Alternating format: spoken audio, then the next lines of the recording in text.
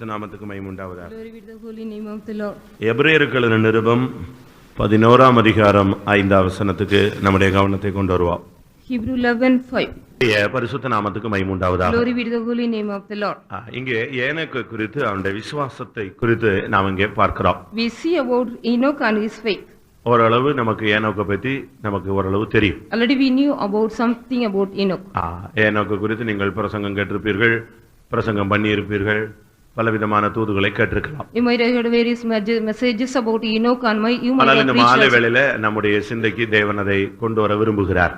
God wants to bring to in this evening this. எபிரேயர் 11ஆம் அதிகாரம் என்று சொல்லுவது விசுவாசத்தினால செயல்பட்ட பழைய ஏற்பாட்டு காலத்து பரிசுத்தவான்களை குறித்து சொல்லி இருக்கிறார். The 11th chapter of the Hebrew tells about the Old Testament saints which were worked according to the faith. இதுல சொல்லப்பட்ட நபர்களை காட்டிலும் அதிகமான நபர்கள் பழைய ஏற்பாட்டு காலத்துல வாழ்ந்தவர்கள் உண்டு. There are more people they lived in the Old Testament period, those are said not only in this verse. ஒவ்வொருவரும் ஒவ்வொரு விதங்களிலே சிறந்தவர்களும் மேன்மையுள்ளவர்களும் பராக்கிரமசாலிகளும் திறமையுள்ளவர்களுமாக இருந்தார்கள். Each and everybody were more the better and excellent and they were able also. ஆனால் விசுவாசத்தினால செயல்பட்டவர்களை குறித்து மாத்திரம் எபிரேயர் 11 தெளிவாக சொல்லுகிறார். But the Hebrew chapter 11 says clearly or those who have worked according to the faith. ஏனென்றால் கிறிஸ்தவ வாழ்க்கை என்பது விசுவாச வாழ்க்கையாம். Because the Christian life is full of faith.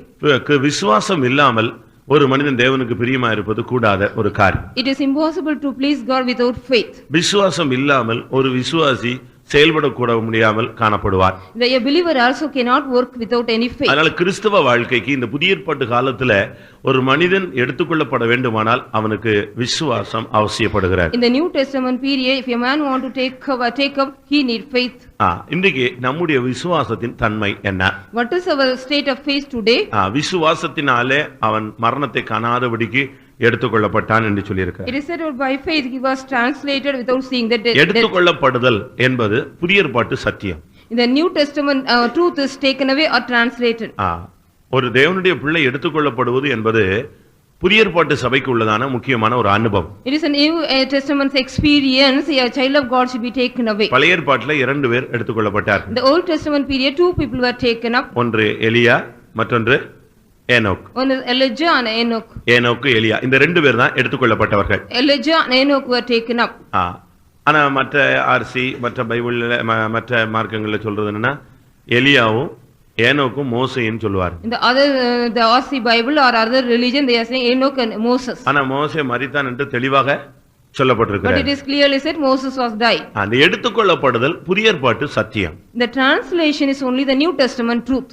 இந்த எடுத்துக்கொள்ளப்படுதல் ஒரு தேவனுடைய பிள்ளைக்கு இனிமேல் நடக்கக்கூடிய ஒரு சம்பவம். The translation is an experience is going to happen for a child of God. இயேசுவின் வருகையில தான் இந்த சம்பவம் நடைபெற போகிறது. This thing is going to happen in the coming of our Lord Jesus Christ. இன்றைக்கு அந்த பழைய ஏற்பாட்டிலேயே ஒரு மனிதன் எடுத்துக்கொள்ளப்பட்டதை நாம் பார்க்க போகிறோம். We are going to see about the Old Testament period when man was translated. புதிய ஏற்பாட்டு வாழ்க்கைக்கு விசுவாசம் அவசியம். For the New Testament life we need faith. நம்பிக்கை தான் வாழ்க்கைன்னு சொல்லுவாங்க.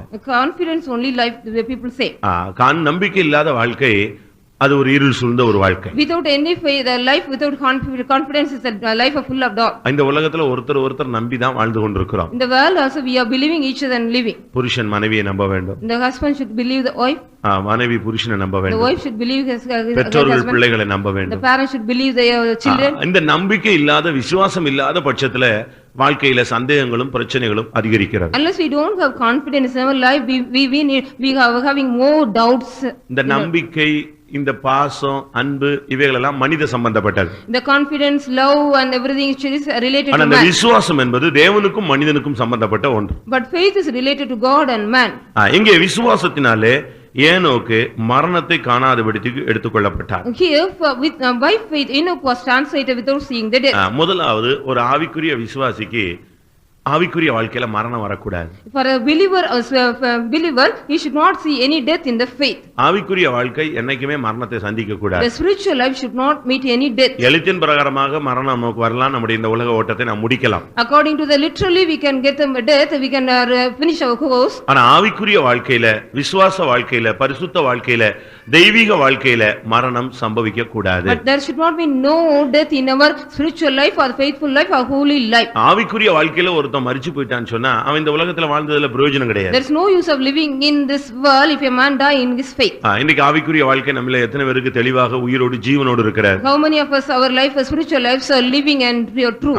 ஆவிக்குரிய வாழ்க்கையில மரணம் வந்துருச்சுன்னு சொன்னா அவன் நித்திய ஜீவனை இழந்து விடுகிறான். If there is a man attains death in the spiritual life, he is losing his eternal life. இன்னைக்கு अनेक தேவனுடைய பிள்ளைகள் ஆவிக்குரிய வாழ்க்கையில ஜீவன் இல்லாமல் இருக்கிறார். Many of the spiritual children of God, they do not have life in their spiritual life. கிரியை இல்லாத விசுவாசம் செத்தது என்று நமக்கு எல்லாருக்கும் தெரியும். We all well known about the faith without deed is dead. இன்னைக்கு நமக்குள்ள எத்தனை விதமான மரணங்கள் இருக்கு? How many kinds of death are found in us?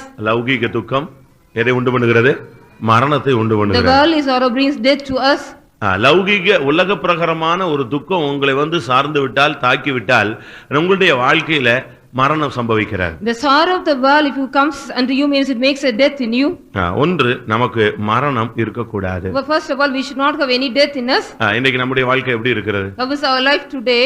சுகபோகமாய் வாழ்கிறவன் உயிரோடு செத்தவன். One who is live pleasurefully is die while she live. எப்பொழுதெல்லாம் ஒரு விசுவாசி செத்தவனா மாறுறான்னா கிரியை இல்லாத தன்மை வரும் பொழுது செத்து போறான். Whenever a believer is dying, he is not having any deed means சுகபோக வாழ்க்கையில ஒரு விசுவாசி போகும்போது மரணத்தை சந்திச்சறான். When a believer goes in a pleasureful life, he meets a death.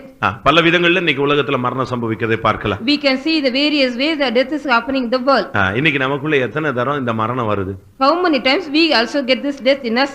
ஒவ்வொரு நாளும் நாம் செத்து பிழைத்து இந்த வாழ்க்கையில தடுமாறி கொண்டே போய் கொண்டிருக்கிறோம். Each and every day we are going on dying and stumbling in this life and going. அடுத்ததாக Next, அவன் எடுத்துக்கொண்டபடினால் காணப்படாமல் போனான். Because he was not found because he was translated. தேவன் அவனை எடுத்துக்கொண்டபடினால் காணப்படாமல் போய்விட்டான். Because God was taken him, translated him, he was not found. அவன் எடுத்துக்கொள்ளப்படுவதற்கு முன்பு Before he was translated, தேவனுக்கு பிரியமானவன் என்று சாட்சி பெற்றான். he also got the testimony, pleased God.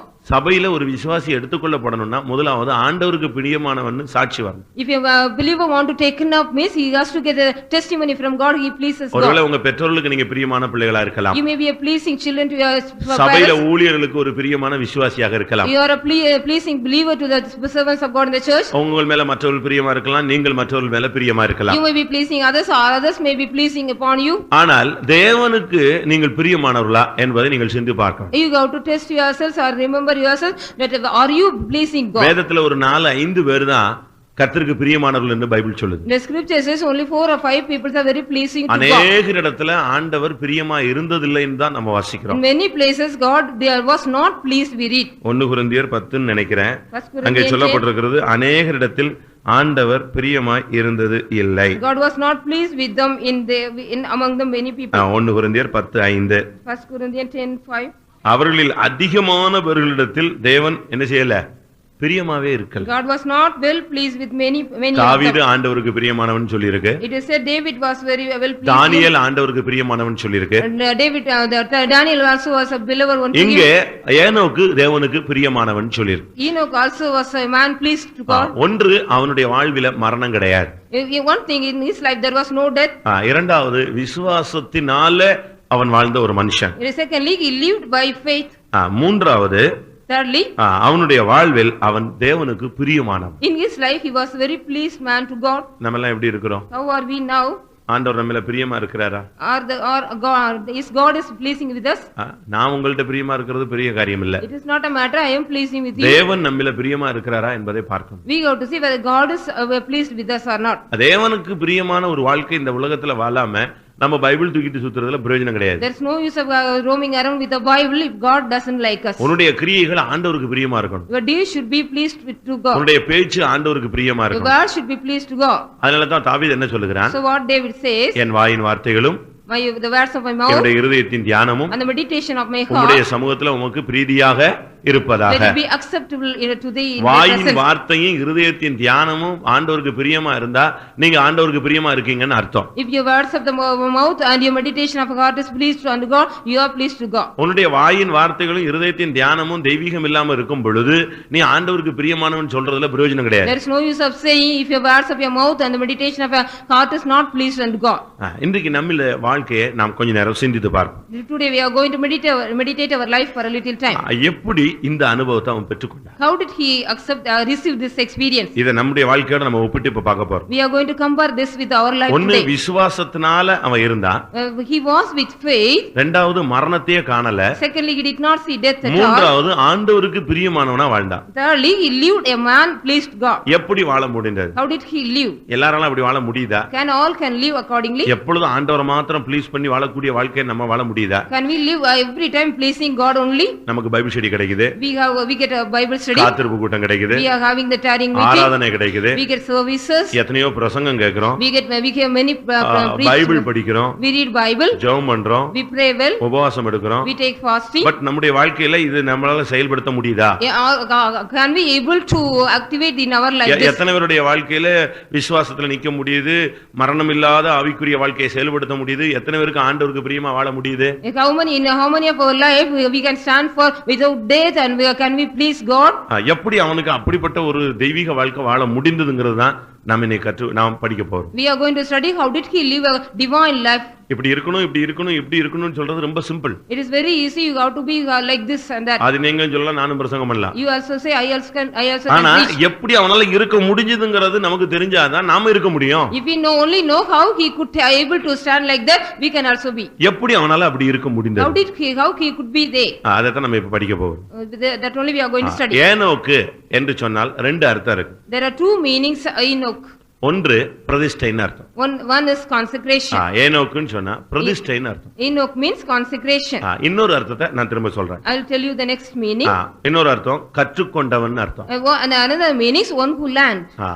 ஒன்று பிரதிஷ்டை, மற்றொன்று கற்றுக்கொண்டவன். One is consecration, another one he learned. ஒரு டிக்ஷனரியில கற்றுக்கொண்டவன் இருக்கு, இன்னொரு டிக்ஷனரியில பிரதிஷ்டை இருக்கு. In one dictionary it is consecration, another dictionary one man who learned. ஒரு மனிதனுடைய வாழ்க்கையில அவன் பிரதிஷ்டையாக இருந்தால் மட்டுமே அவன் ஆவிக்குரிய வாழ்க்கையில மரணம் இல்லாமல் போக முடியும். In a man's life, if he is live according to his consecration, he can go without any failure. அவனுடைய வாழ்க்கையில பிரதிஷ்டை இருந்தாதான் அவன் விசுவாசத்துல நிக்க முடியும். If in his life there is consecration, he can stand in the faith. விசுவாசம் என்பது நிபந்தனைக்கு உட்பட்டது. The faith is according to some conditions. அந்த விசுவாசம் இருந்தாதான், விசுவாசம் இல்லாமல் தேவனுக்கு பிரியமா இருப்பது கூடாது. அப்ப விசுவாசம் இருந்தாதான் அவன் தேவனுக்கு பிரியமா இருக்க முடியும். If he can faith, he can please God. அப்ப பிரதிஷ்டை தான் ரொம்ப முக்கியமானது. So the consecration is very important. என்னுடைய பிரசங்கங்கள்ல நீங்க அதிகமா கேட்டிருப்பீங்க இந்த பிரதிஷ்டை, தீர்மானம், உடன்படிக்கை. இது நான் அடிக்கடி யூஸ் பண்றதுக்கு ரீசன் என்னன்னா, தேவனுக்கு பேரு உடன்படிக்கையின் தேவன் ஒரு பேர் இருக்கு. There is a name for God, the God of consecration. In my message also I often say consecration, dedication. ஆசரிப்பு கூடத்துல அந்த பெட்டிக்கு பேர் கூட என்ன பேர் தான்? உடன்படிக்கை பெட்டி தான். The box which was in the tabernacle also called Ark of Covenant. தேவனோடு நம்ம நெருங்கணும்னா இந்த பிரதிஷ்டை தான் ரொம்ப உதவி செய்யுது. Only we can go nigh unto God with this consecration. ஒரு ஆசாரியன் தேவனுடைய சன்னிதானத்துல உள்ள போகணும்னா, if a priest want to go inside the tabernacle, அவனுடைய ஜீவிதத்துல பிரதிஷ்டை இருக்கணும். In his life also there should be consecration. அந்த உடை, in the dress, அவனுடைய செயல்பாடுகள், his activities, அவன் தன்னை பரிசுத்தம் பண்ணிக்கொள்ளுதல், like he makes holiness, எல்லாம் செயல்படுத்தி தான் உள்ளே போக முடியும். After making everything he can go inside. சும்மா நான் ஆசாரியன்னு சொல்லிட்டு உள்ள போக முடியாது. Ordinarily he cannot go inside by saying I am a priest. பிரகாரத்துல போயிரலாம். He can go enter the court. பரிசுத்த ஸ்தலத்துல போயிரலாம். He can go to the holy place. ஆனா எங்க போக முடியாது? மகா பரிசுத்த ஸ்தலத்துல சும்மா ஆசாரியன் பட்டுன்னு உள்ள போக முடியாது. Normally the priest cannot go inside the most holy place. அந்த குறிக்கப்பட்ட இடத்துக்கு போகணும்னா அவன் சும்மா அடிக்கடி வந்துடுறான்னு சொல்லிட்டான், வருஷத்துல ஒரு ட்ரிப் வந்தா போதும்ட்டார். Only once a year he can go, often he should not go inside. இன்னும் சரியா சொல்ல போனா, if you say rightly, அந்த பரிசுத்த மகா பரிசுத்த ஸ்தலத்துக்குள்ள போகும் பொழுது, when he goes to the most holy place, அவன் மேல ஒரு செயின் போட்டு இழுத்திருப்பாங்க. There will be a chain upon his body. நீங்க பைபிள்ல அத படிச்சா தெரியும். If you study in the Bible, you can. அவனுடைய Dressல ஃபுல்லா மாதுளம்பழம் போல ஒரு மணி செஞ்சு வச்சிருக்கான். There will be bell upon all over his dress. இந்த இரத்தத்தை தெளிக்கும்போது, when he is sprinkling the blood, இவனுடைய சரீர அசைவு உண்டாகும். There will be shaking of the body. இந்த Dress அசையும் பொழுது, when the garments shake, இந்த மணி எல்லாம் என்ன செய்யும்? டிங் டிங்னு சவுண்ட் வந்துட்டே இருக்கும். The bell also will ring. நீங்க இந்து கோயில்ல பாத்திருப்பீங்களே, you might have seen in the Hindu பூசாரி என்ன செய்றான்? what is the puja? ஒரு கையில தீபாராதனை செய்றான். In one hand he is doing some, இன்னொரு கையில எதை வச்சிருப்பான்? ஆனா இதனுடைய துவக்கம் என்னங்கறது நம்ம பைபிள்ல படிக்கலாம். We can study where is the beginning of this. அதாவது அவன் ஆசாரியனுடைய சரீரத்துல இந்த மணி பதிக்கப்பட்டிருக்கும். These bells will be adorned the garment of இவன் இந்த இரத்தத்தை தெளிக்கும் பொழுது when he is sprinkling the blood, இவன் சரீரத்துல இருக்கிற இந்த மணிகள்லாம் சவுண்ட் கொடுத்துட்டே இருக்கும். all the bells will be ringing which is upon his இந்த body. மகா பரிசுத்த ஸ்தலத்துல போகும் பொழுது இந்த மணி அடிக்கணும். When he goes to the most holy place, the bells also should ring. இந்த மணி அடிக்கலனா If there is no bells sound, என்ன அர்த்தம்? what is the meaning? ஆசாரியன் செத்து போயிட்டான்னு The அர்த்தம். priest has died.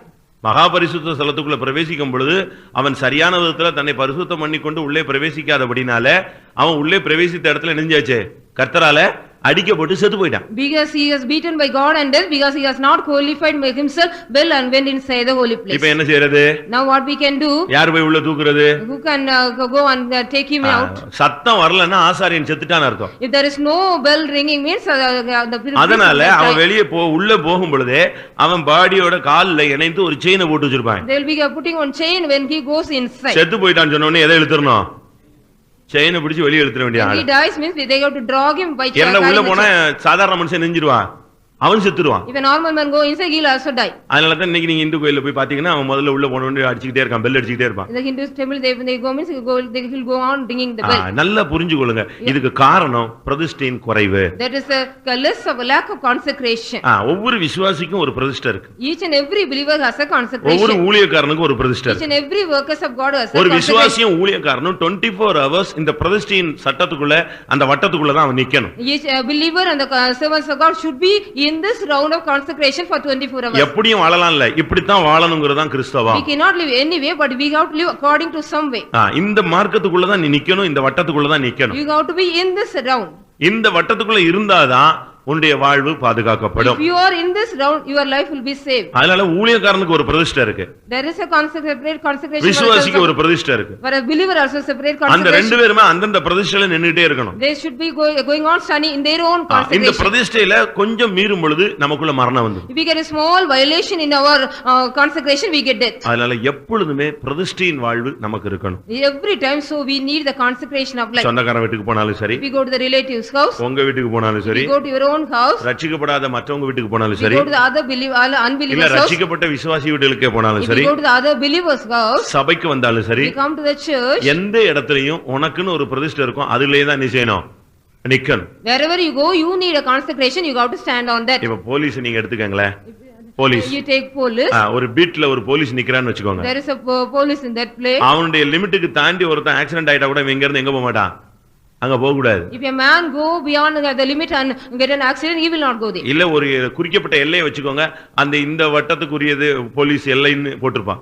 There will be a border or a limit for the police. அதுபோல உனக்கும் ஒரு ஆவிக்குரிய வாழ்க்கைக்கு ஒரு பிரதிஷ்டையின் எல்லை இருக்கு. You also having a border or a limit for your நீ consecrated life. தேவனோடு நெருங்கி வர இது உனக்கு உபயோகப்படுகிறது. It is very useful for you. You have to come now and go. எத்தனை பேர் பிரதிஷ்டை வாழ்க்கை வாழ்றோம்? How many of are living in the life of சின்ன consecration? சின்ன காரியத்துல நமக்கும் தேவனுக்கும் ஒரு நல்ல அண்டர்ஸ்டாண்டிங் இருக்கும். We need a great understanding between us and God in a small matter. சாப்பாட்டுல பிரதிஷ்டை பண்றவங்க இருக்காங்க. There are people who are making consecration in the food. Dressல பிரதிஷ்டை உள்ளவங்க The இருக்காங்க. garments also, the people are making consecration. அப்ப தூக்கத்துக்கு பிரதிஷ்டை பண்றவங்க The இருக்காங்க. sleepness also, they are making some consecration. செருப்பு போடாம இருக்காங்க. They are not even wearing the chappals.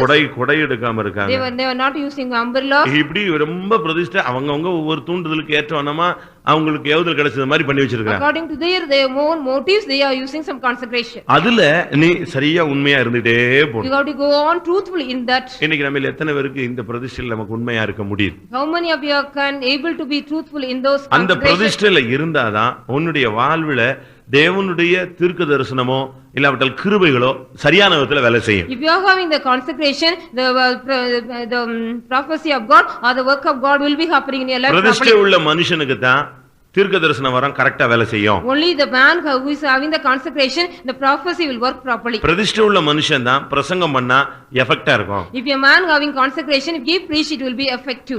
பிரதிஷ்டை உள்ள மனுஷன் தான் வருகையை பத்தி சிந்திப்பான். Only the consecrated man can think about the coming. மற்றபடி நீங்க என்ன பிரசங்கம் பண்ணாலும் அவனுக்கு ஒண்ணும் ஒர்க் ஆகவே ஆகாது.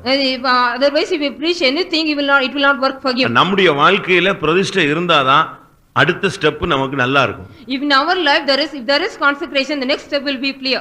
யோபு கண்களோடு பிரதிஷ்டை பண்ண மனுஷன். Job was a man made consecration with his eyes. ஒரு தீர்க்கதரிசியை பார்த்து ஆண்டவர் சொன்னாரு, Seeing a prophet, God said, நீ ஒரு ஹின்னு ஒரு அளவு இருக்கு, அந்த அளவு தண்ணி தான் என்ன செய்யணும், குடிக்கணும்னு சொன்னார். There is a measure called hin, you have to drink such நீ kind of measure. படுக்கும்போது ஒரு கழித்து தான் படுக்கணும், ஒன் சைடா தான் படுக்கணும்னு When சொன்னார். you lie down, you have to lie down in one side. ஒரு தீர்க்க தரிசனத்தை நிறைவேறுதலுக்காக நீ இதுவரைக்கும் இப்படி தான் இருக்கணும்னு சொன்னார். படிச்சிருக்கீங்களா? According to fulfill the separate prophecy, you have to be like that. பைபிள்ல இருக்கு. It is in the Bible. வாசிங்க. எசேக்கியேல் 4:11. Ezekiel 4:11. இல்ல அடுத்து என்ன படுக்கிறத பத்தி பாருங்க. இதெல்லாம் பாருங்க அவனுக்கு கொடுக்கப்பட்ட condition. These are the conditions given to him. எப்படி நீ இருக்கணும்? How you should be. அந்த தீர்க்கதரிசனத்தை நிறைவேறுற வரைக்கும் நீ இப்படி தான் இருக்கணும்.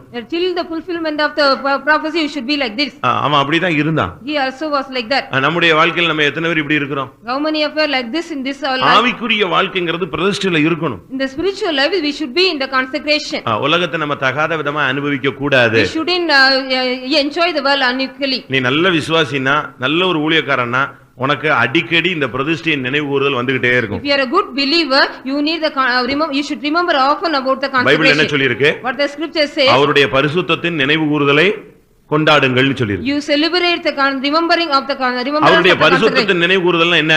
What is the remembrance of his consecration? பரிசுத்தத்துக்காக நீ என்னென்ன பிரதிஷ்டை பண்ணிருந்துச்சு அதை என்ன செய்யணும்? நீ அவ்வப்பொழுது நினைவுல கொண்டு வரணும். Often you have to bring it to your mind whatever the consecration you made for your holiness. ஒவ்வொரு ஊழியக்காரனும் காலையில எழுந்த உடனே நான் ஒரு ஊழியக்காரங்கறத இந்த தீர்மானத்துல கொண்டு வரணும். Each servant of God he has to bring it to his mind. I am a servant of God every morning. ஒவ்வொரு விசுவாசியும் காலையில எழுந்த உடனே நான் ஒரு விசுவாசிங்கறத நினைவுல கொண்டு வரணும். You all believers should bring in our mind we are the believer in each morning. ஒவ்வொரு நாளும் நம்ம யாருங்கற அந்த பிரதிஷ்டையை நம்ம பாதுகாக்கணும். Each and every day we got to preserve whom are we.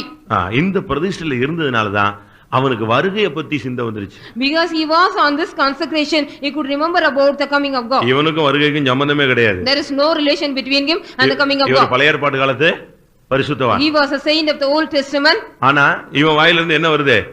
இயேசு வர்றாருங்கற ஒரு தீர்க்கதரிசனம் வருது. There was a prophecy comes out of his mouth, Jesus is going to come. ஆயிரம் பரிசுத்தவான்களோடு ஆண்டவர் வருகிறார் என்று முன்னறிவித்தான். He proclaimed Jesus is going to come with thousands of எல்லா ஜனங்கள் மத்தியிலும் பிரசங்கம் பண்ணான். He was preaching among the people.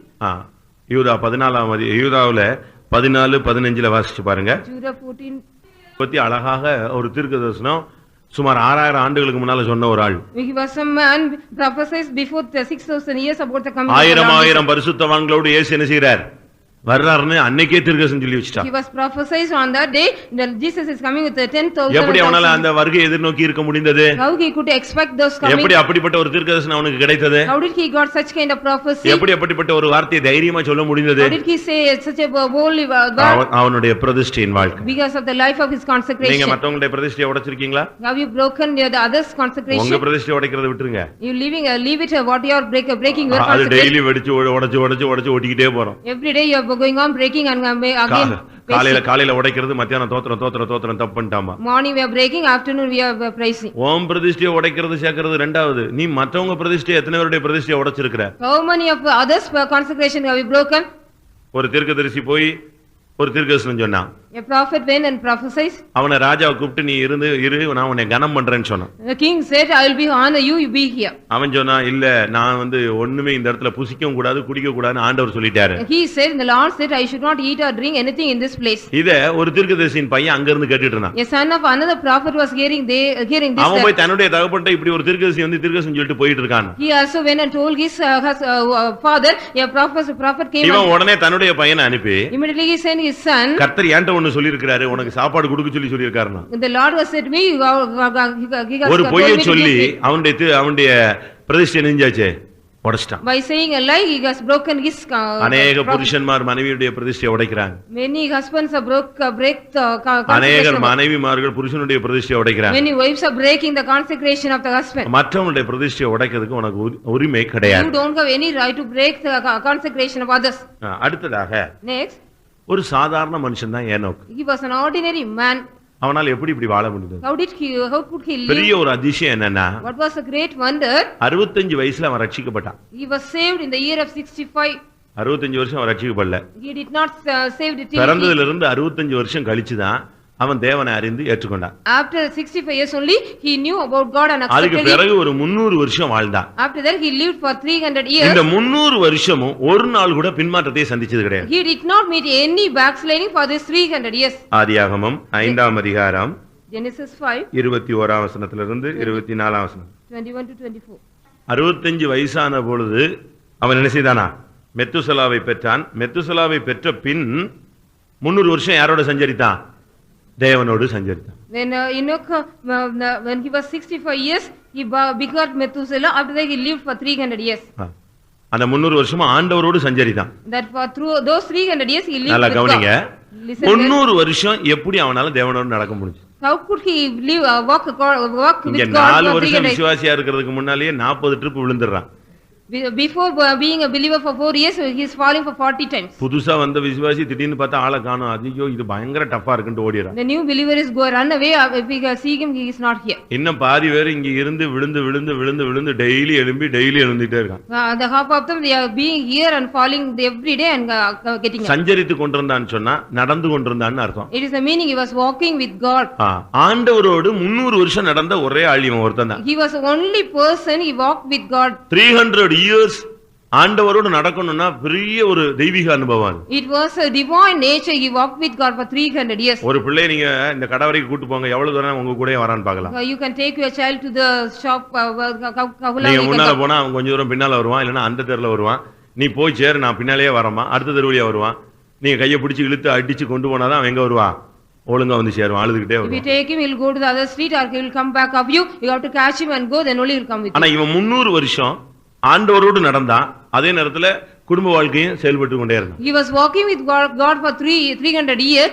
In the same way he was இவன் தான் எடுத்துக்கொள்ளப்படக்கூடிய விசுவாசிகளுக்கு அடையாளம். He is the man for the believers who are going to translate. எடுத்துக்கொள்ளப்படக்கூடிய விசுவாசிக்கு இவன் அடையாளம். He is a symbol of the believers who are going to be taken up. Enoch எலியா வந்து எடுத்துக்கொள்ளப்படக்கூடிய ஊழியக்காரனுக்கு அடையாளம். Elijah was எலியா வந்து எடுத்துக்கொள்ளப்படக்கூடிய ஊழியக்காரனுக்கு அடையாளம். Elijah was the symbol of the servants of God, those who are going to take up. எடுத்துக்கொள்ளப்படக்கூடிய ஊழியக்காரனுக்கு அவன் அடையாளம், எடுத்துக்கொள்ளப்படக்கூடிய விசுவாசிக்கு ஏனோக்கு அடையாளம். Enoch and Elijah were the signs of the people those who are going to taken up by the believers. எலியாவுக்கு குடும்பம் கிடையாது. Because Elijah had no family. அவன் தேவனுடைய ஊழியக்காரன். He was a servant of God. ஏனோக்கு ஒரு விசுவாசி. Enoch was a believer. அவனுக்கு பிள்ளைகள் இருந்தார்கள், குமாரர் குமாரத்திகள் எல்லாம் இருந்துச்சு. He had sons and daughters. எல்லா பிள்ளைகளும் அவனுடைய குடும்பத்துல பிரச்சனைகள் இருந்துச்சு, பாடுகள் இருந்துச்சு, நெருக்கம் இருந்துச்சு, எல்லாமே இருந்தது. He had sufferings and problems and distress. எல்லாம் இருந்தும் அவன் 300 வருஷம் ஆண்டவரோடு நடந்துகிட்டே இருந்தான். Though he had everything, he was going on walking with God for 300 வருஷம் குமாரர் குமாரத்திகள்லாம் ஒவ்வொரு பிள்ளையும் எப்படி இருந்திருக்கும்னு யோசிச்சு பாருங்க. You think how would be the children, each and everybody. மொத்தம் 13 பிள்ளைகள் உள்ள யாக்கோபினுடைய வீட்டையே பாருங்களேன். You see the family of 13 children. இவன் 300 வருஷம் உயிரோடு இருந்து குமாரர் குமாரத்திகளை பெற்றான்னா ஒவ்வொரு பிள்ளையும் எப்படி இருந்திருக்கும், எவ்வளவு பிரச்சனைகள் இருந்திருக்கும். இவைகளுக்கு மத்தியில அவன் கர்த்தரோடு நடந்தான்னா அவன் எவ்வளவு பெரிய தெய்வீகமான ஒரு ஆளா வாழ்ந்திருக்கான்னு பாருங்க. What kind of great divine man he was lived among those such kind of children and for 300 years. ஒரு சின்ன பிரச்சனை நம்ம தேவனை விட்டு வழி விலக வச்சிருது. The small problem makes us to go outside from God. ஒரு சின்ன பிரச்சனை நம்ம விசுவாசத்தை விட்டு வெளியே கொண்டு போயிருது. A small problem takes us to go outside of faith. ஒரு சின்ன போராட்டம் நம்ம தெய்வத்தை விட்டு விலக்கி கொண்டு போயிருது. A small problem take us away from God. ஆனா 300 வருஷம் எத்தனையோ குமாரர் குமாரத்திகள் அந்த வீட்டுல வச்சிட்டு அவன் ஆண்டவரோடு நடந்தான்னா அவன் தான் உண்மையான விசுவாசி. He was a true believer, having all the children, everybody for 300 days he was walking with God. 65 வயசுல அவன் ஆண்டவரை ஏற்றுக்கொண்ட ஒரு மனுஷன். He was a man accepted Jesus, accepted அதுக்கு God. பிறகு சாகுற வரைக்கும் 300 அந்த எடுத்துக்கொள்ளப்படுற வரைக்கும் அந்த 300 வருஷத்துல ஒரு நாள் கூட தோல்வியோ பின்மாற்றமோ விழுகையோ துக்கமோ வேதனையோ பைபிள்ல சொல்லவே இல்லை. After that he was till he was taken up, he did not meet any failure, any backsliding or anything in his life. எல்லாம் இருந்திருக்கலாம். He made ஆனா இவைகளுக்கு மத்தியில ஆண்டவரோடே நெஞ்சிட்டு இருந்தா நடந்துகிட்டே இருந்தான். Among this he was going on walking with God. 300 வருஷம் தேவனோடு நடந்தான்னா அவன் என்ன மாதிரி தன்னுடைய மைண்ட் தன்னுடைய நினைவுகள் எல்லாம் தெய்வீகமா மாற்றி இருப்பான். How he might have changed his mind and thought with God for 300 years. எத்தனை பேருக்கு நம்முடைய வாழ்க்கையில விசுவாச வாழ்க்கையில சலிப்பு தட்டி இருக்கிறது? In our faithful life, how many of you we are get bored? ஒரு 4 நாள் டெய்லி கண்டினியூவா ஜெபம் பண்ணா 5வது நாள் சரி கொஞ்சம் பொறுத்து ஜெபம் பண்ணலாம் அப்படிங்கற ஒரு சிந்தை வந்து. 4 days we raise our hands and pray, the 5th day will be after. தேவனோடு நடந்தான் அப்படினா என்ன அர்த்தம்? What is walked with God? நம்ம ஆவியில நடக்கிறது வேற விஷயம். It is walking in the spirit is another meaning. அப்பலாம் அப்படி கிடையாது. He was not so. சஞ்சரித்து கொண்டிருந்தானா யாரோட நடந்தான்னு அர்த்தம்? டெய்லி ஆண்டவர் அவனுக்கு தரிசனம் ஆகுறாரு, அவன்கிட்ட பேசுறாரு, இவன் அவர்கிட்ட பேசுறான், ரெண்டு பேரும் கொஞ்ச நேரம் வாக்கிங் பண்றான். Every day God is appearing to him, he is also talking, even God is also talking. Every day they got such experience. பிள்ளைகளை கூட்டிட்டு வாக்கிங் போற ஆளுங்களை நீங்க பாப்பீங்க. You can see the people they said they are நாயை கூட்டிட்டு walking போற ஆளை பாப்பீங்க. You can see the people they said they are taking the dogs and walking. ஆனா இவன் யாரோட வாக்கிங் பண்ணா? But whom with he walked? சஞ்சரித்தல்ங்கிறதுக்கு இங்கிலீஷ்ல வாக்கிங் தான் சொல்லியிருக்கு. In English it is said walking with God. தேவனோடு நடந்தான். He walked with God. Daily ஆண்டவரோட நடந்துகிட்டே இருக்கு. Every day he walked with God. அவனுக்கு மனைவி உண்டு, பிள்ளைகள் உண்டு, அப்பா அந்த பிரச்சனை இந்த பிரச்சனை. ஒரு வீட்டுல 2 பிள்ளைகளை வச்சுட்டு அவன் வேண்டாம் முதலே இருந்தா ஊழித்து போயிருவான். Even in a small family having 2 children, they are having such kind of problem. He had also family, wife problem, everything. ஊழித்து போயிருறாங்கறா. He says I want to. கல்யாணத்துக்கு முன்னால இந்த சத்தியம் தெரிஞ்சிருந்தா நாங்க எங்க போயிருப்போம்? ஊழியத்துக்கே போயிருப்போம். Before the marriage, if I know this truth, I would have gone to the ministry. ஆனா கல்யாணத்துக்கு முன்னால தெரிஞ்ச பாட்டில நான் ஊழியத்துக்கு வரதுக்கு வரவே மாட்டாங்கறா. Before knowing that the truth before the marriage, the people are saying now we won't come. நம்முடைய நிலவரம் ரொம்ப தரக்குறைவா இருக்குற. Our states are very low. தேவனோடு நடப்பது என்பதுதான் வாழ்க்கையில ஜெயகரமான ஒரு வாழ்க்கை. Walking with God is a victorious life in our life. அவன் தேவனோடு சஞ்சரித்து எடுத்துக்கொள்ளப்பட்டான். He was walking with God and was translated. எப்படி அவனால் முடிந்தது? How it could possible with him? ஒன்று பிரதிஷ்டை. One was consecration. இரண்டாவது secondly கற்றுக்கொண்டவன் அர்த்தம். he was a man learned. ஆவிக்குரிய வாழ்க்கைக்கு முக்கியமானது பிரதிஷ்டை. இரண்டாவது ஆண்டவர்ட்ட நீ எல்லாத்தையும் கற்றுக்கொள்ளணும். For the spiritual life, consecration is very important. Next you have to learn everything from God. ஒரு சிலர்லாம் பாருங்க எத்தனையோ வருஷங்களாக படிச்சுக்கிட்டே இருக்கான்.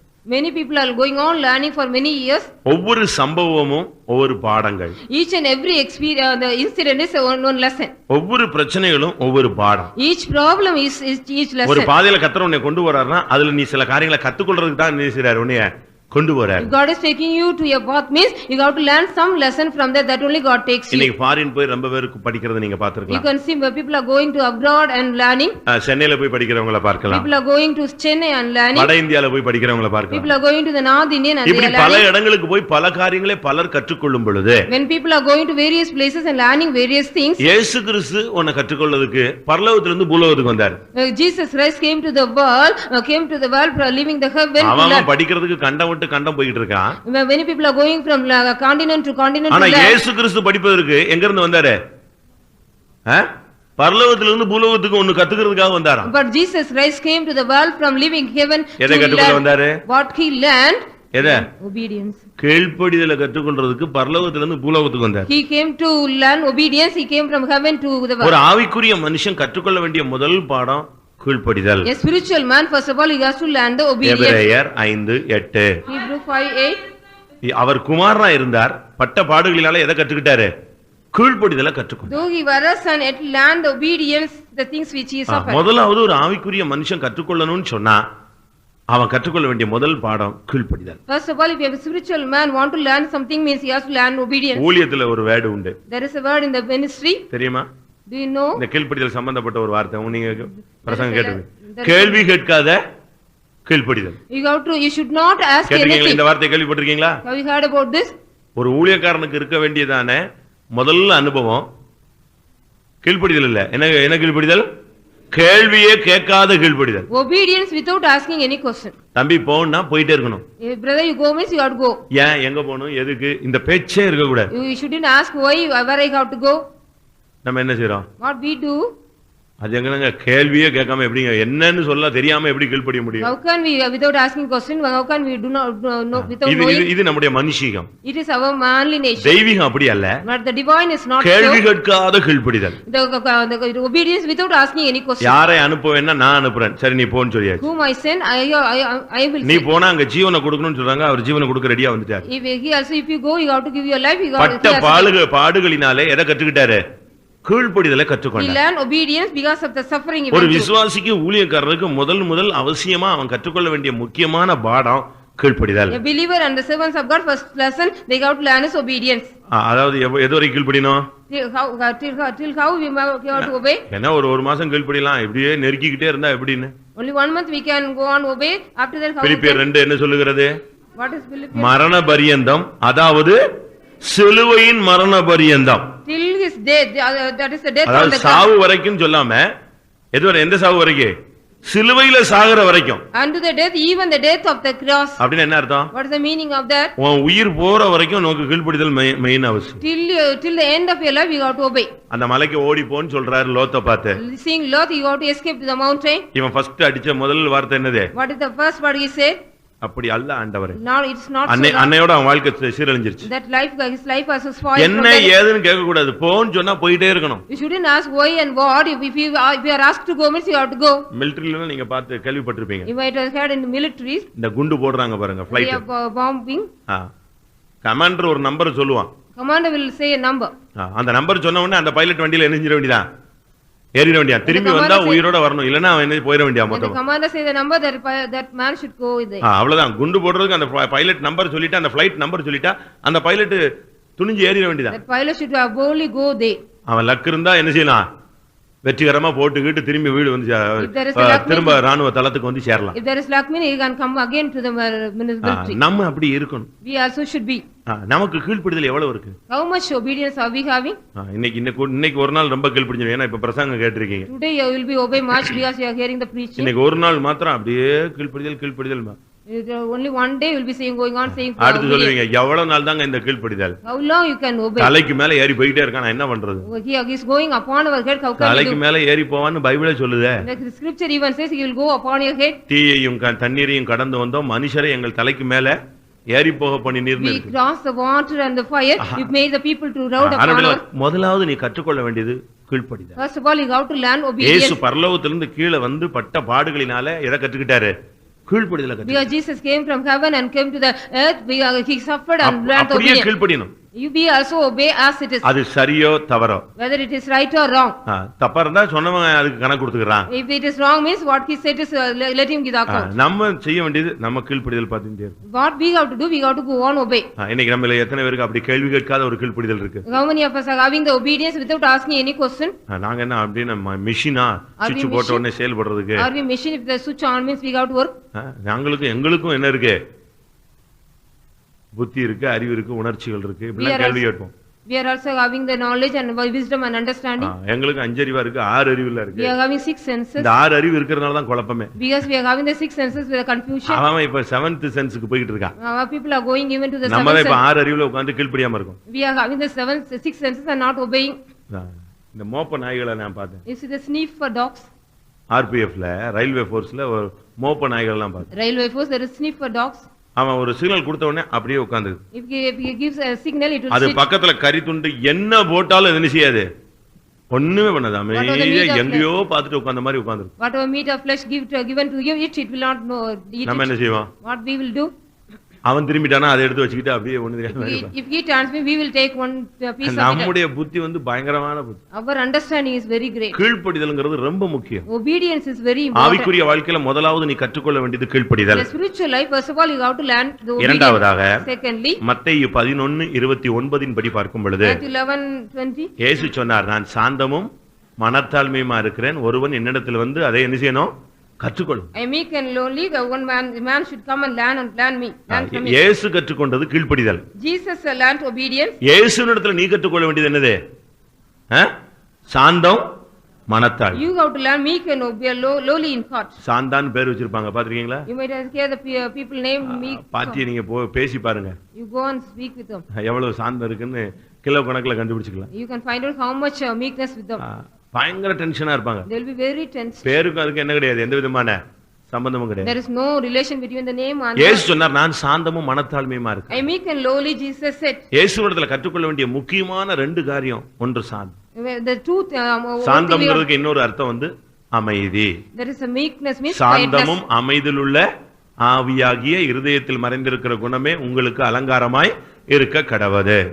The meek and the quiet spirit should be your adorning. இன்னும் சொல்ல போனா சும்மா இருக்கிறதுன்னு அர்த்தம். That is we should be very quiet. எரேமியால என்ன சொல்லி இருக்கிறது? ஏசாயால சும்மா இருப்பதே உங்களுடைய பலன். It is a strength, you should be very quiet. பிரச்சனை கொந்தளிக்கும் போது நீ அமைதியா இருக்கணும். When the problems is storming, you have to be very quiet. நீ என்ன செய்ய கூடாது? சேர்ந்து கொந்தளிக்க கூடாது. You also shouldn't go with that. முதலாவது நீ சாந்தத்தை கற்றுக்கொள். First of all you have to learn meekness. படகு பயங்கரமா அசையுது.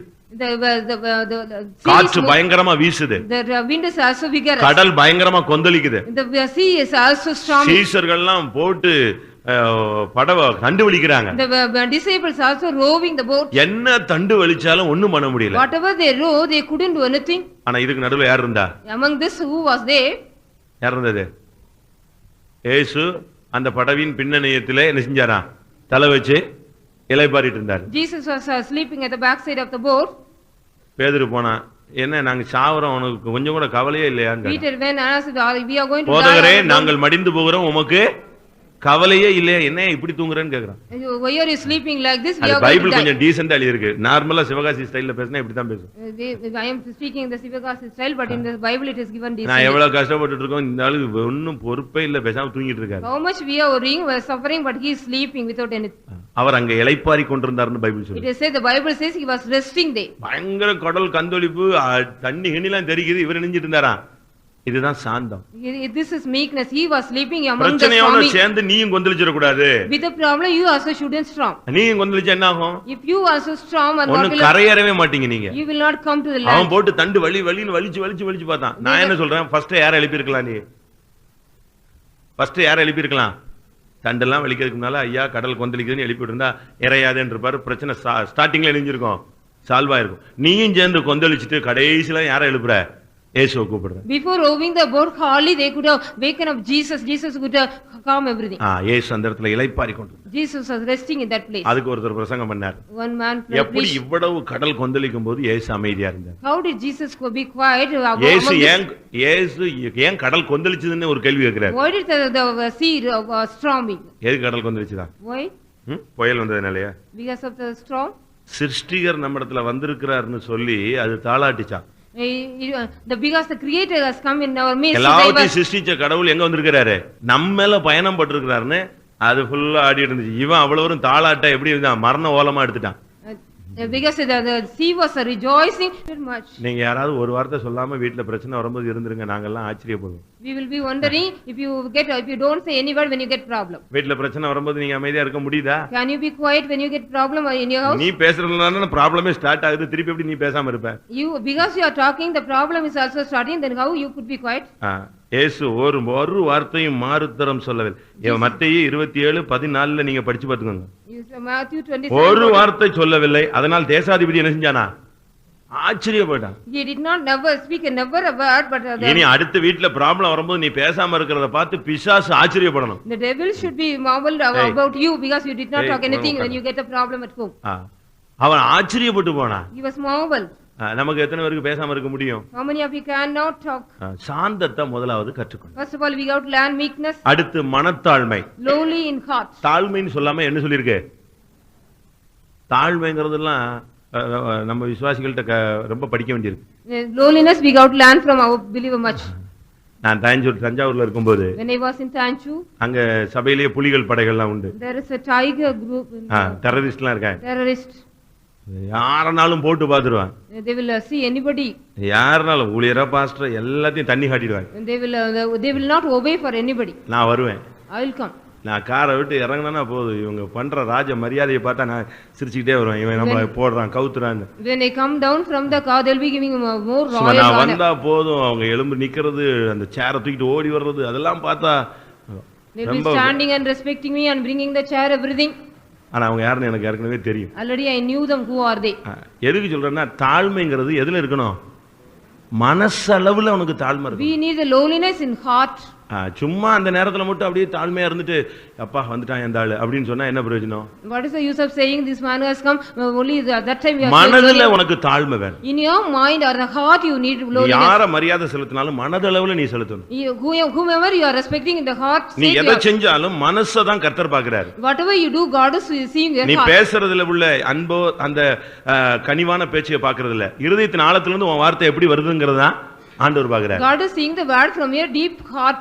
நீ என்ன செஞ்சாலும் அந்த செய்யற தோரணை முக்கியம் இல்ல, உனக்கு உள்ள இருக்கிறதானே மனசுதான் முக்கியம். Not the outward experience, but the inner heart's experience is needed. அதனால தாழ்மையில முக்கியம் மனத்தாழ்மை. The lowliness among this, the lowliness in heart is very important. சீஷருடைய பாதங்கள் எல்லாம் உட்கார்ந்து கீழே உட்கார்ந்து கழுவினார். Jesus was washing the feet of the disciples. காட்டி கொடுக்கிறவனையும் பாதையும் கழுவினார். He was even washing the feet of the dry. ஓடி போற 11 பேருடைய பாதங்களையும் கழுவினார். He washed all those who ran away. அதுதான் உண்மையான மனத்தாழ்மை. It was a true lowliness in heart. 119ஆம் சங்கீதம் 71ஆம் வசனம். 119 Psalm 71. அடுத்து என்னது? Next what we got to learn? பிரமாணத்தை நீ கத்துக்கணும். You got to learn the law. சபைக்குன்னு ஒரு பிரமாணம் இருக்கு. There is a law for the church. ஒரு ஊழியக்காரனுக்குன்னு ஒரு பிரமாணம் இருக்கு. There is a law for the servants servants of God. விசுவாசிக்குன்னு ஒரு பிரமாணம் இருக்கு. There is a law for the believer. எல்லாத்துக்குமே ஒவ்வொரு பிரமாணம் இருக்கு. There are each and every law for each and everybody. சூரியனுக்கு அது போறதுக்கு ஒரு பிரமாணத்தை வச்சிருக்காரு. For sun also there is kept a law for the. அந்த பிரமாணத்தை மாதிரி அது செயல்பட முடியாது. Leaving that law it cannot work. அது தன்னுடைய பிரமாணத்தின் வழியில தான் போக முடியும். It has to go according to his law. அதுக்கென்று ஒரு பிரமாணத்தை கர்த்தர் ஏற்படுத்தினார். God has appointed a law for that. அதே போல கடலுக்கு ஒரு பிரமாணம் வச்சிருக்கிறார். There is a law for the sea also. அது கடக்க கூடாத ஒரு பிரமாணம். There is the law it cannot go. அந்த லிமிட்டை தாண்டி வராதன்னு அதுக்கு ஒரு பிரமாணத்தை கரெக்ட்டா வச்சிருக்கார். God has kept a law it should not go come out of the limit. அதுபோல ஆவிக்குரிய வாழ்க்கையில நீ பிரமாணத்தை கத்துக்கொள்ளணும். In the spiritual life also you should learn the law. இங்க மனுஷன் சொல்லுகிறார், ஒரு தாவீது என்ன சொல்லுகிறான்? What David says here. நான் உபத்திரவப்பட்டது நல்லது, அதனாலே உம்முடைய பிரமாணத்தை கற்றுக்கொள். It is good I have afflicted I am learning the law. ஏன் ஒரு விசுவாசியை ஒரு ஊழியக்காரனை சில பாதையில கொண்டு வராரு? Why God is taking the believer and the servants of God in நீ the path? சொந்தக்காரன் மொத்தமா நம்பி இருந்தேன்னா சொந்தக்காரன் கைவிடுற மாதிரி ஒரு சூழ்நிலை கொண்டு வருவார். If you believe that totally the relatives the God will bring the chance. அப்பதான் சொந்தக்காரன் என்ன, யாரு புத்தி என்ன, அவன் என்ன செய்வாங்கிறது உனக்கு என்ன செய்யும் தெரியும். Then only you know who is the relative and how they are. அது வரைக்கும் சொந்தக்காரன்னா நீ கோயிலையும் விட்டுருவ, குளத்தையும் விட்டுருவ, எல்லாத்தையும் விட்டுருவ. If there is a relative means you will be leaving everything. அங்க போய் அவன்ட்ட அடிபட்ட பிறகுதான் ரைட் உனக்கு ஒரு பாடம். After getting the blows only you are getting a lesson. ஓடும்போது முட்னாதான் அவன் என்ன செய்வான், அடுத்த trip குனிவான். When he runs he dashes me then he bow down. அதனால நம்முடைய வாழ்க்கையில பிரமாணங்களை கற்றுக்கொள்ள. In our life so we got to learn the laws. பிரமாணம் தெரிஞ்சாதான் நம்ம சரியான விதத்துல போக முடியும். If we know the laws only we can go in a right way. இப்ப இந்தியால நீங்க பாத்தீங்கன்னு சொன்னா if you see in India எல்லாமே ரைட் ஹேண்ட் டிரைவரா இருக்கும். everything in the right hand drive. நீங்க ஃபாரின்ல போனீங்கன்னா if you go to the எல்லாமே என்னது left hand drive. the left hand drive. பாத்திருக்கீங்க தானே, உண்மைதானே? Is it true?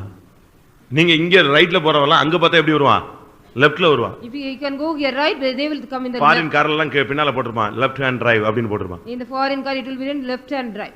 மத்த டூ வீலர் காட்டிலும் புல்லட் நீங்க பாத்தீங்கன்னா பிரேக் எந்த சைடுல இருக்கும், லெஃப்ட் சைடுல இருக்கும். the bullet the brake will be in the left hand. மத்த வண்டில எங்க இருக்கும், ரைட்ல இருக்கும். all the other vehicle in the right. அது அந்த வெளிநாட்டுக்காக செயல்படுத்தப்பட்ட வாகனம். this is a vehicle for the. நீ அங்க போயிட்டு ரைட்ல ஓட்டுனீனா உன்னை உள்ள தூக்கி வச்சிருவான். if you go and drive in the right hand side means they will put you inside.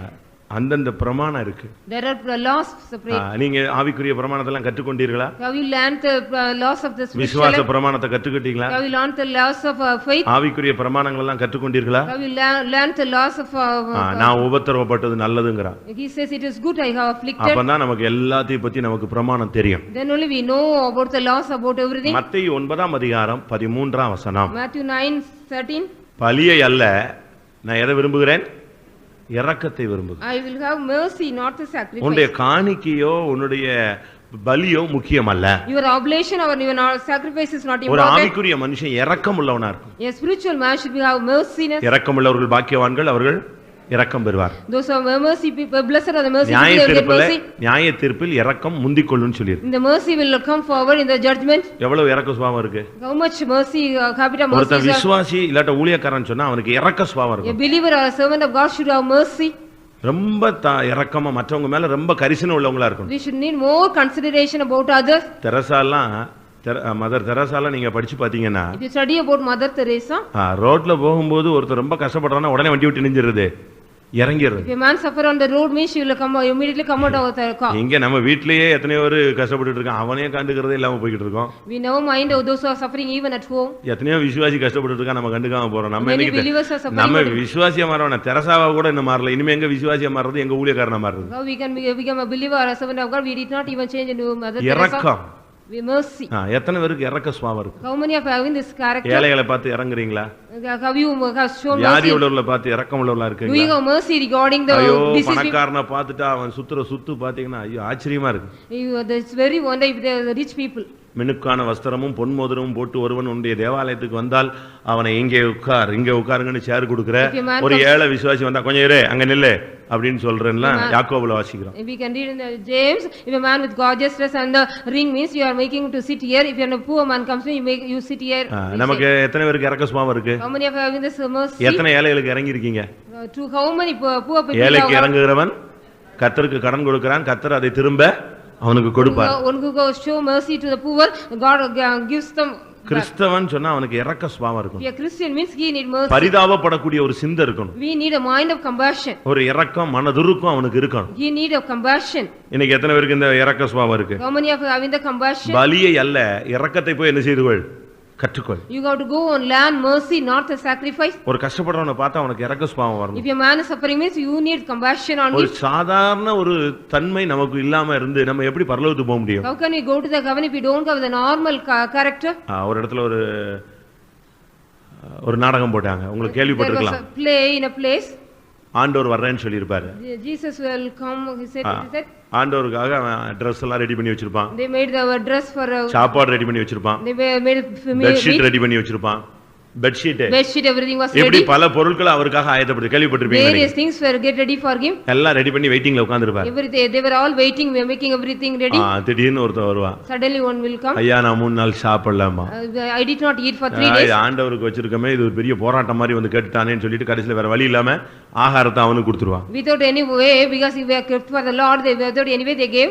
கொஞ்சம் பொறுத்து இன்னொருத்தர் வருவான், எனக்கு போறதுக்கு ட்ரெஸ்ஸே இல்லம்மா. Another man will come, I did not have any garment to put on. சரி வேற வழி இல்லாம ஆண்டவர் தான் வரதுக்கு லேட் ஆகுது, இத கொடுத்துறலாம்னு சொல்லி கொடுத்துருவான். Without no other way they will give to him. கொஞ்சம் பொறுத்து ஒருத்தர் வருவான், ரொம்ப குளிர் அடிக்குது எனக்கு ஏதாவது ஷீட் வேணுமா கொடுத்துருவான். After some time one man will come, I am very சரி இனிமே ஆண்டவர் எங்க வர போறாருன்னு சொல்லும்போது யார் வந்து நிப்பா? ஆண்டவர் வந்து நிப்பாரு. Lord will come at last. ஐயோ சாப்பாடு போயிடுச்சு, Dress போயிடுச்சு, அது போயிடுச்சு, எல்லாம் கொடுத்துட்டேனே. I have given everything, I will say. இல்ல எல்லாமே நான் செஞ்சிட்டேன், வாங்கி கொண்டேன். Everything I have received. அவனுக்கு எதை செய்தே அது யாருக்கு செஞ்ச? எனக்கு செஞ்ச. What you have done to them, you have done for me. இப்போ யோசிச்சு பாருங்க. Now you think? யோசிச்சு பாருங்க. You think about it. நமக்கு எவ்வளவு சுபாவம் இரக்க சுபாவம் இருக்கு, எத்தனை பேருக்கு செய்றோம்? How much compassion we are having to whom? How many people we are helping? பெண்டிகாஸ்ட்ல உள்ள பெரிய கேடு என்னன்னா தசமபாகம் கொடுத்தாச்சு, அதுக்கு பிறகு ஒரு ஆளுக்கு 5 ரூபாய் கொடுக்க மாட்டான். After giving the tithe in Pentecost, they won't give any money to anybody. ஏன்னா சர்ச்சுக்கு கொடுக்க வேண்டியது கொடுத்தாச்சு, டாக்ஸ் கட்டியாச்சு. இனிமே ஒரு ஏழை மனுஷன் எவனாவது வீட்டுக்கு வந்துட்டானா 10 பைசா கொடுக்க மாட்டான். Whatever tax we have to given to the church, everything given. If any poor people come to the house, they will not give even a 10 paisa. பலியை அல்ல, எதை தான் ஆண்டவர் விரும்புறாரு? இரக்கத்தை. Not the sacrifice but mercy God expects. அதனால ஒரு ஆவிக்குரிய மனுஷன் கற்றுக்கொள்ள வேண்டியது கீழ்ப்படிதல். A spiritual man also should learn the mercy. சாந்தம், the meekness, மனத்தாழ்மை, the lowliness in heart, அடுத்து இரக்கம், the mercy. அடுத்து இந்த கற்றுக்கொண்டதுல நிலைச்சிருக்கணும். We got to be stand fast in what we have learned. இன்னைக்கு நீங்க ஏன்ட்ட கற்றுக்கிட்டீங்க இந்த பாடத்தை? Today you are learning all things from me. இதுல நீங்க என்ன செஞ்சிருக்கணும்? இன்னைக்கு பிரசங்கத்தோட முடிச்சிர கூடாது. You shouldn't finish it with this message. 2 தீமோத்தேயு 3ஆம் அதிகாரம் 14ஆம் வசனம். 2 Timothy 3:14. நீ கற்றுக்கொண்டதுல நிச்சயத்துவைகள்ல நீ என்ன செய்யற? நிலைத்திரு. You have to stand fast what you have learned. இன்னிலிருந்து இரக்கம், சாந்தம், மனத்தாழ்மை, கீழ்ப்படிதல நீ செயல்படுத்தணும். You have to activate what is meekness, mercy, lowliness, got everything. ஒரு சிலர் எவ்வளவு கற்றாலும் ஒண்ணும் உணர்வே இல்லன்னு தீமோத்தேயுல வாசிக்கிறோம். When Timothy we read whatever they learned they did not. 2 தீமோத்தேயு 3:7 என்ன சொல்லுகிறது? What 2 Timothy 3:7 says? எப்போது கற்றாலும் ஒருபோதும் உணர்வில்லாத பெண் பிள்ளைகள். Ever learning that never able to come to the knowledge of the truth. அது ரொம்ப கஷ்டமான வார்த்தை தான். It's a difficult word. எப்போது கற்றாலும் ஒருபோதும் உணர்வில்லாத. Ever learning and never able to come to the knowledge of the truth. எப்போது கற்றாலும் நமக்குள்ள ஒரு உணர்வு இருந்துட்டே இருக்கும். Whenever we learn we need a real knowledge. நமக்கு உலகத்துல எல்லா சாஸ்திரமும் கற்று வச்சிருக்கோம். We have learned all the history in the world. மோசே சகல சாஸ்திரத்தையும் அப்போஸ்தலர் 7 Acts of Apostles 7 7:22ல பாருங்க, மோசே சகல சாஸ்திரங்களிலும் கற்று. இப்போ நம்ம விசுவாசியா மாறின பிறகு கூட நம்ம ஆளுங்க உலக சாஸ்திரத்தெல்லாம் ரொம்ப தெளிவா கற்று வச்சிருக்காங்க. After being the believer our people are learning all the wisdom of the world. கரெக்ட்டா அந்த முகூர்த்த டயத்துல தான் நம்மள ஜெபிக்க கூப்பிடுறான். Only during the marriage time they are calling us to pray. பாத்திருக்கீங்களா? Have you seen? என்னடா இவன் திடீர்னு இந்த டேட்ல கூப்பிடுறான்னு பார்த்தா அவன் எதை போய் பார்த்துட்டு வந்திருக்கான்? டைம் பார்த்துட்டு வந்திருக்கான். He has seen the time and he has come and call me. உலக சாஸ்திரத்தை எகிப்தின் சகல சாஸ்திரங்களையும் தான் நீ கற்றிருக்கிறே தவிர நீ சாந்தத்தையோ மனத்தாழ்மையோ கீழ்ப்படுதலையோ இரக்கத்தை நீ என்ன செய்யல? கத்துக்கல. You have learned only the wisdom of the Egyptian but not the mercy of நீ விசுவாசியா மாறின பிறகு சகல சாஸ்திரங்களை விட்டுறணும். You have to leave every wisdom of the world after you be a believer. நீ எல்லா எகிப்தின் சகல சாஸ்திரங்களையும் உனக்குள்ள வேலை செய்ய கூடாது. All the wisdom of the Egypt should not work in you. சம்பிரதாயம், all the tradition, கலாச்சாரம், the superstition, சடங்குகள், all the tradition, நேரம் பார்க்கிறது, you seeing the time, சகுனம் பார்க்கிறது, you seeing கல்லுல 7 கல் வைக்கிறது 9 கல் வைக்கிறது, keeping the 7 or 9 stone, இப்படி என்ன சனி மூலை ஈசான மூலைன்னு பார்க்கிறது, எல்லாம் இருக்கு. நாங்க போகும்போது தானே எங்களுக்கு தெரியுது அங்கெல்லாம். When we go there only we all know this. அங்க போன பிறகு அவன் சொல்லுவான், ஒரு இடத்துல போனா 9 கல் வைனா எதுக்குன்னு. One place I went 9 stones. 3 கல் வச்சா போதும், பிதா குமாரன் பரிசுத்த ஆவி. Only 3 stones we have to go, the Father, Son. அவன் என்ன பண்ணனே தெரியல, அப்படியே முழிச்சு பார்க்கறான், 9 கல் வைக்கலையே. He couldn't do anything because he was blinking, because ஏன்னா அவன் சொல்லி கொடுத்திருக்கான். Because they taught. நான் சொல்றேன் இந்த சைடுல ஸ்டார்ட் பண்ணு.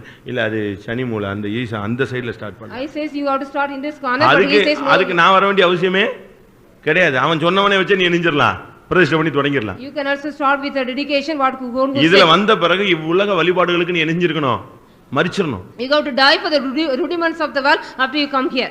நல்ல நேரம் பார்க்கிறது, seeing the good time, கெட்ட நேரம் பார்க்கிறது, seeing the bad time. இதெல்லாம் நீ விசுவாசியான பிறகு விட்டுறணும். After being a believer you got to leave away everything. நல்ல நேரம் பார்த்துட்டு போறான், ஃளைட் வெடிச்சு நொறுங்கி போயிடுது. You go with a good time when the flight is bursting. அப்படி செத்தவங்க இல்லையா? Is there no people like this? அதெல்லாம் கோடிக்கணக்குல இருக்கா. Many crores of people are there. அவன் அந்த நல்ல இடத்துல தான் சாகணும்னு வச்சிருக்காரு. அந்த நல்ல இடத்துல முடிவு இருக்கு. In that state only they got to die. அதனால நீ இந்த சாஸ்திர எகிப்தின் சாஸ்திரங்களை நீ கற்று தர கூடாது. You should not learn all the wisdom of the Egypt. நீ கற்றுக்கொள்ள வேண்டியது 4 காரியம் தான். You got to learn only 4 things. கீழ்ப்படிதல், இரக்கம், சாந்தம், மனத்தாழ்மை. Obedience, meekness and mercy and lowliness. இந்த 4ஐயும் நீ கத்துக்க, அதுல நிலைத்திரு, நீ தேவனுக்கு பிரியமானவனாய் மாறலாம். You learn these 4 things and be in that you can be ஆவிக்குரிய வாழ்க்கையில மரணம் இல்லாத ஒரு வாழ்க்கை வாழலாம். You can live a life without death in your spiritual life. விசுவாசத்துல நீ தேர்னவனாய் வாழலாம். You can come in the faith also. என்ன பிரச்சனை வந்தாலும் கர்த்தரோடு நீ நடந்து கொண்டே இருக்கலாம். You can go on walk with God whatever problem you get. எல்லாரும் கண்களை மூடுவோம். Let us close our eyes. ஆண்டவருடைய பிரசன்னம் நம்முடைய மத்தியில காணப்படுகிறது. The presence of God is in our midst. ஆண்டவர் இந்த மகாலை வேளையில ஏனோக்கை நோக்கி பார்க்க சொல்லுகிறார். God asks us to look unto Enoch this evening. எல்லாரும் ஆண்டவருடைய வார்த்தைகளை நாம் சிந்தையில கொண்டு வருவோம். Let us all bring the word of God in our mind. அவன் ஏனோக்கனா பிரதிஷ்டை. Enoch means consecration. உன்னுடைய பிரதிஷ்டையில தான் கர்த்தர் பிரியமுள்ளவராய் இருக்கிறார். God is pleasing in your consecration. அத தான் அவர் நோக்கி பார்க்கிறார். He is looking unto that. நீ ஆண்டவர்ட்ட என்னென்ன சொன்னேன்னு ஆண்டவருக்கும் தெரியும், உனக்கும் தெரியும். What all you said unto God, God also knows, you also knows. ஆண்டவர்ட்ட கற்றுக்கொள். You learn from God. கீழ்ப்படிதலை கற்றுக்கொள். You learn obedience from Him. சாந்த மனத்தாழ்மையை கற்றுக்கொள். You learn meekness and the lowliness in இரக்கத்தை God. கற்றுக்கொள். You learn mercy. எல்லாரும் கண்களை மூடுவோமாக. Let us all close our eyes. ஆமென். நமக்கு இந்த உலக வாழ்க்கையில ஆவிக்குரிய ஜீவிதத்துல மரணமே வரக்கூடாது. We should not get any death in our spiritual life in this world. மரணமில்லா ஒரு பெருவாழ்வுக்காக கர்த்தர் நம்மை அழைத்திருக்கிறார். God has called us a life without any death. ஆண்டவருக்கு பிரியமாய் வாழ கற்றுக்கொள்ளுங்க. We learn to be pleased with God. மனுஷன் உங்களை பிரியப்படுத்தணும், மனுஷன் மேல பிரியமா இருக்கணும்னு ஆசைப்படாதீங்க. You don't think a man should please you or you should please man. உலகம் உங்களை பகைத்தால் தேவன் உங்களை நேசிக்கிறார்னு அர்த்தம். It is the meaning if the world hate you, God loves you.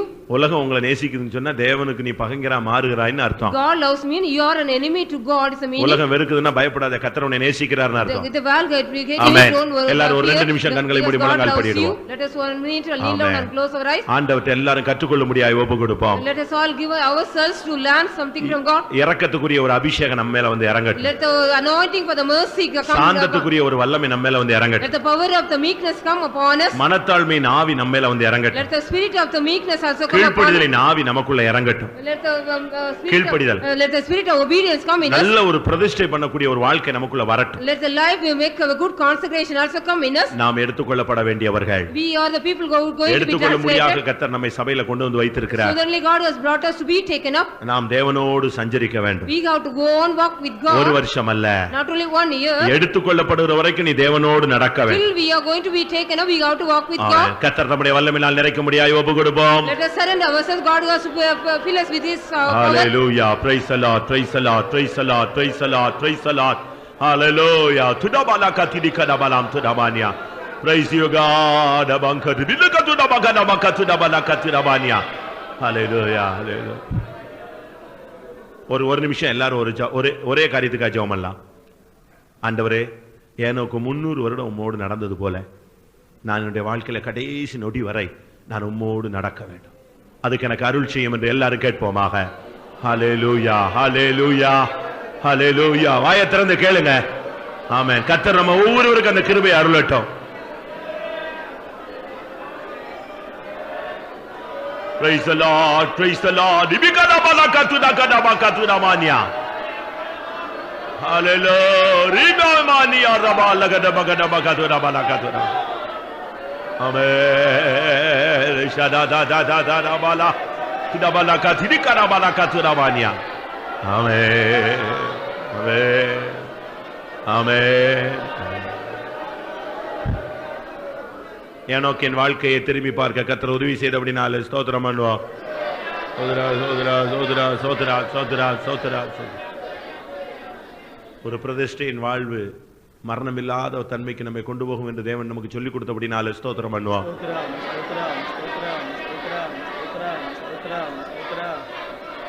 நாம் எவைகளை கற்றுக்கொள்ள வேண்டும் என்பதை தேவன் நமக்கு சொல்லிக் கொடுத்தபடினாலே ஸ்தோத்திரம் பண்ணுவோம். ஆண்டவரிடத்தில் கற்றுக்கொண்டு அதில் நிலைத்திருந்து ஒரு தெய்வீக வாழ்க்கை வாழ்ந்து ஆண்டவர் ஒரு பொழுது எடுத்துக்கொள்ளப்பட ஒவ்வொருவருக்கும் உதவி செய்ய முடியாது. ஸ்தோத்திரம் பண்ணுவோம்.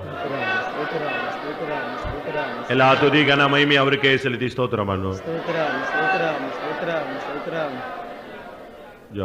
எங்களை அதிகமாய் நேசிக்கிறதான நல்ல ஆண்டவரே, ஏனே கூடிய மேன்மையான ஜீவியத்தை நாங்கள் கற்றுக்கொள்ளுகிற கர்த்தருக்கு ஆண்டவரே, இந்த நாட்கள் எங்களுக்கு உதவி செய்தபடினால் உமக்கு ஸ்தோத்திரம். ஆண்டவரே, அவன் பூமியிலே ஜீவித்த நாட்களில் உலகத்தில் ஜீவித்த நாட்களை பார்க்கலாம், உம்மிடத்தில் ஜீவித்த நாட்கள் அதிகம். ஆண்டவரே, நாங்கள் இந்த நாட்களில் உலகத்திலே சிற்றின்பத்திலே ஜீவிக்கிறதை பார்க்கலாம். உம்மோடு ஏகமாய் நடக்க கர்த்தர் இந்த நாட்கள் எங்களுக்கு உதவி செய்யும்படியாய் ஜெபிக்கிறோம். பிரதிஷ்டிலே உறுதியாய் தரித்திருக்க ஆண்டவரே, நீர் எங்களுக்கு இந்த நாட்கள் அதிகமான கிருபை தரும்படியாய் ஜெபிக்கிறோம். ஆண்டவரே, நீர் கற்றுக்கொண்டது போல எம்முடத்திலே ஆண்டவரே நாங்கள் கீழ்ப்படிதல் கற்றுக்கொள்ள கர்த்தர் உதவி செய்யும். எல்லாவற்றிலும் அப்படியே நாங்கள் கீழ்ப்படிந்து நடக்க உமக்கு பிரியமாய் ஜீவிக்க கர்த்தர் எங்களுக்கு உதவி செய்யும். உம்முடைய சாந்தத்தையும் மனத்தாழ்மை எங்களுக்கு தரும்படியாய் ஜெபிக்கிறோம். ஆண்டவரே, எல்லாவற்றுக்கும் மேலாக எங்களுடைய இருதயத்தில் நீ இரக்கத்தை வைக்கும்படியாய் ஜெபிக்கிறோம். ஆண்டவரே, இந்த நாட்களும் உம்மோடு சஞ்சரித்து ஜீவிக்கவும் நாங்கள் மரணத்தை காணாமல் எடுத்துக்கொள்ளப்படவும் கர்த்தர் எங்களுக்கு உதவி செய்யும்படியாய் ஜெபிக்கிறோம். அந்த மேன்மையான ஒரு ஜீவியத்தை இன்று நீர் எங்களுக்கு கற்று தந்தபடினால ஸ்தோத்திரம். நாங்கள் கற்று மறந்து போகிறது அல்ல ஆண்டவரே, எங்களுடைய ஜீவியத்திலே நாங்கள் அதை பழக்க வைத்து நாங்கள் ஜீவிக்க கடைசி வரைந்து அதை பற்றி கொண்டு ஜீவிக்க கர்த்தர் எங்களுக்கு உதவி செய்யும். முடிவு வரிந்தோமோடு நடக்க கர்த்தர் எங்களுக்கு உதவி செய்யும். கிருபையினால் நிரப்பும். எங்களை தாழ்த்தி ஒப்புக் கொடுக்கிறோம். எல்லா விசுவாசிகளும் தேவன் பொறுப்படும். இந்த கேட்ட வசனம் கேட்ட யாவரும் ஜீவிக்க உதவி செய்யும். எல்லா கனமும் துதியும் மணிக்கு நீர் எடுத்துக்கொள்ளும். இயேசுவின் நாமத்தில் ஜெபம் கேட்கிறோம் நல்ல பிதாவே, ஆமென். நம்முடைய கர்த்தராகிய இயேசு கிறிஸ்துவின் கிருபையும் பிதாவாகிய தேவனுடைய அன்பும் பரிசுத்தாவின் ஐக்கியமும் நம் அனைவருடைய சகல பரிசுத்தம் அவங்களுடைய கர்த்தராகிய இயேசு மகிமையிலே வெளிப்படும் மட்டும் இருப்பதாக. அல்லேலூயா.